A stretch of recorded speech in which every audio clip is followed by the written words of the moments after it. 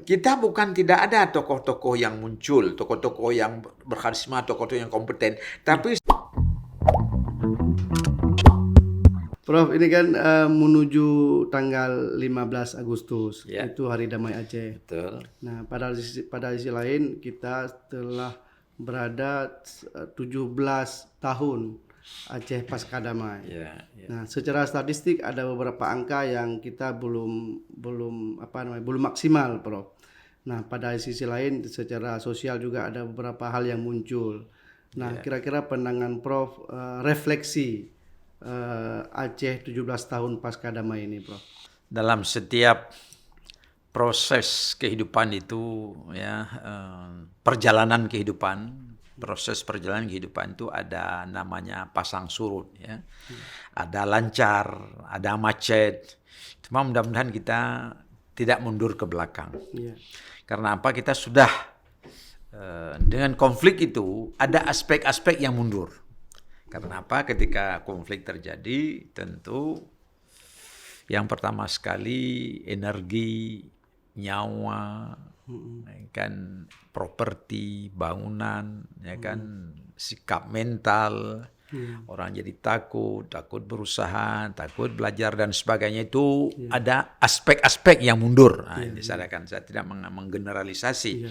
Karena apa? Kita terkuras dengan hal-hal yang di luar biasa itu.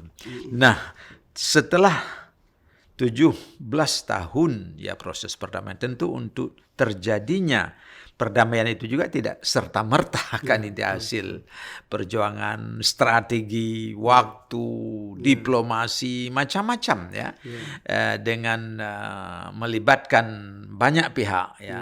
Tapi yang pasti tentu pihak kita sendiri ya, pihak kita, pihak orang kita. Aceh. Ya, Aceh Indonesia. Ya, pihak kita intinya Aceh dan Indonesia. Karena kedua pihak kita ini maunya damai, maka terjadilah damai. Kalau kedua pihak ini tidak berniat damai, tentu tidak bisa damai kan? Ingat 30 tahun itu kenapa tidak bisa damai? Betul. Karena waktu itu belum adanya kesepakatan niat ya, untuk damai, maka tidak jadi damai. Kalau kita mau damai, damai. Ingat, itu pelajaran yang besar sekali. Konon pula, kalau kita berpegang kepada pepatah Aceh, ya, pat ujian yang han pirang, pat perang yang han reda. Tetap reda. Dan itu hanya alamiah saja. Apalagi berkaitan dengan konflik dan damai ini kan semua itu kita rekayasa. Artinya kita inisiatifkan. Ya, tidak serta-merta. Ya, tidak serta-merta. Oleh karena itu, maka apa yang sudah kita capai ini bagaimana kita isi dengan maksimal. Ini yang nampaknya dirasakan belum maksimal. Misalnya, belum terbukanya lapangan kerja yang luas, kan itu. Belum meningkatnya kesejahteraan yang nampak, kan begitu. Petani-petani itu belum tersejahterakan. Masih sulitnya pupuk bersubsidi, kan itu. Masih susahnya pasar. Masa ada buah kelapa sawit yang bisa jadi 500-an rupiah per kilo, ini kan enggak terfikirkan sebelumnya. Tapi ini terjadi dan ini di era damai. Oleh karena itulah maka kita harus mengkaji kenapa pencapaian damai yang begitu mahal kita hasilkan, tetapi kemudian eksekusi mengisi damai itu tidak kita laksanakan. Pada sisi lain sebenarnya Prof, secara teori juga ada banyak yang menyebutkan, misalnya Paul Collier, Prof, itu dia sebutkan 50% konflik senjata asimetris kambuh. Nah, artinya apakah potensi konflik Aceh kalau melihat teori ini sebenarnya sudah tidak begitu ini, Bro, karena dia menyebutkan 10 tahun biasanya baru kambuh. Aceh ini kan sudah 17 tahun, Bro. Bagaimana pandangan, Bro? Ya, itu masalah tahun itu hanya masalah spekulasi saja. Ya, bisa saja 10, bisa 5 tahun sudah bangkit, bisa 20 tahun bangkit lagi kan itu ya. Tetapi bahwa konflik-konflik asimetris ini ada yang bertahan lama, ada yang tidak bertahan lama. Itu prinsipnya, dan itu betul teori itu. Nah, kita ini bersyukur bahwa sudah 17 tahun ini masih aman, damai. Dan ini harus kita akui.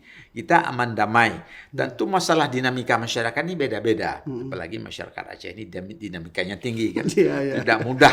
Artinya itu yang ya pun bisa bukan. Tapi asal dinamikanya bangkit ya.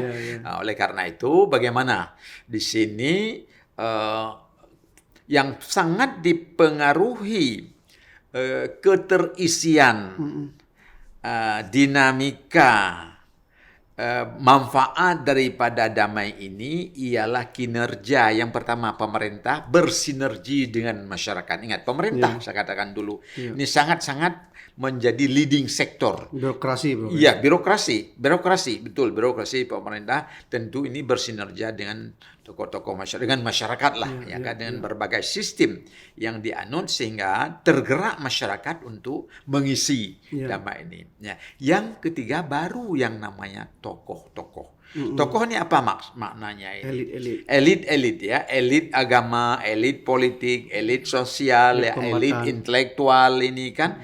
Ini yang seharusnya juga ini harus berperan maksimal. Ini seolah-olah kita kan seperti tidak ada yang menonjol kan begitu. Betul. Rasanya kok hana yang berwibawa rimuang kan, tidak ada.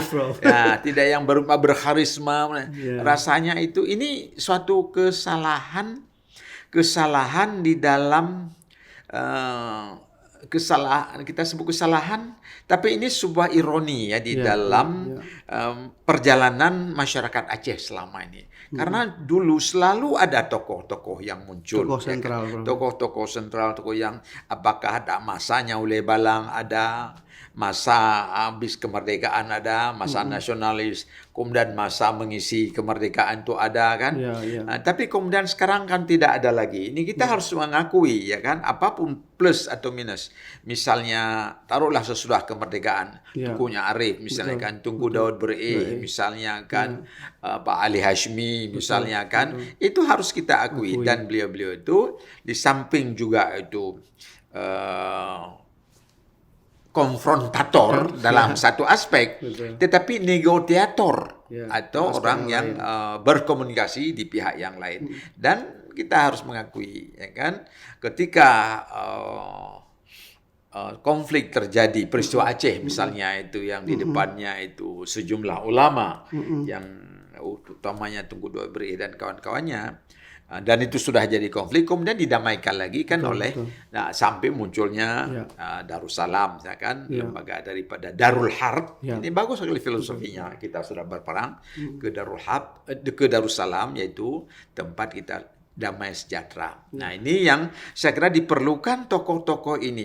Nah, di sini ada dua sisi sebenarnya. Kita bukan tidak ada tokoh-tokoh yang muncul, tokoh-tokoh yang berkarisma, tokoh-tokoh yang kompeten, tapi sebagian sistem masyarakat kita ini benamia agam lebih. Nama agam lain. Seolah-olah ketika dia hebat nanti dia pakai kita. Dia melemahkan. Padahal tidak. Ingat, kita hanya bisa bangkit dengan sama-sama menghormati, sama-sama mendukung, bukan sama-sama merendahkan atau sama-sama melemahkan. Tidak. Inilah yang perlu kita bina sebenarnya. Saya melihat beberapa masyarakat, bahkan kelompok bangsa, dimanapun ketika dia bersamanya, dia itu bisa saya bergelut, tetapi ketika berhadapan keluar, ini sudah sama-sama mereka hormati, menjadi satu pasukan, satu angkatan, satu potensi untuk berhadapan dengan kekuatan-kekuatan keluar. Berarti Prof, peran elit kan sangat penting, Prof. Makanya terkesan hari ini antar elit pun terkotak-kotak. Nah, artinya saya ingat kalimat Prof dulu, kita sekarang suka kali bermusuh dengan kawan sendiri dan berkawan dengan musuh sendiri. Itu kalimat Prof yang sering saya ulang. Nah, itu maksudnya kenapa itu mesti terjadi untuk konteks 17 tahun? Ini seperti kalau kita kan penyakit itu boleh juga, tapi ini suatu ada kesalahan pola pemikiran sosial kita. Seharusnya tidak bisa begitu, tidak boleh begitu. Harus kita akui ya kan, sebagian orang itu bangkit ya kan?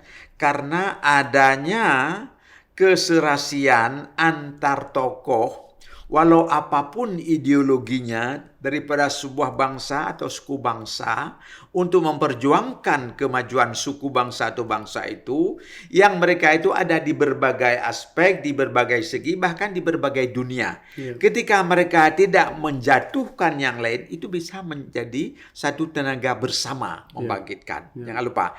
Tetapi kita ini, ya ini ada satu penyakit di kita ini. Ketika ada seorang tokoh ya yang muncul, apalagi dari keluarga kita, dari tangga kita, selalu yang rojinya tabar ya pilih urut ngengkainya.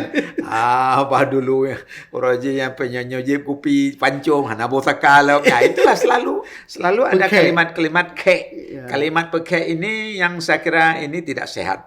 Ini seharusnya kita ini, terutama sekali para guru, para ulama, para elit politik, elit akademis ini dapat meredam ini, dapat menunjukkan ini, itu tidak boleh lagi.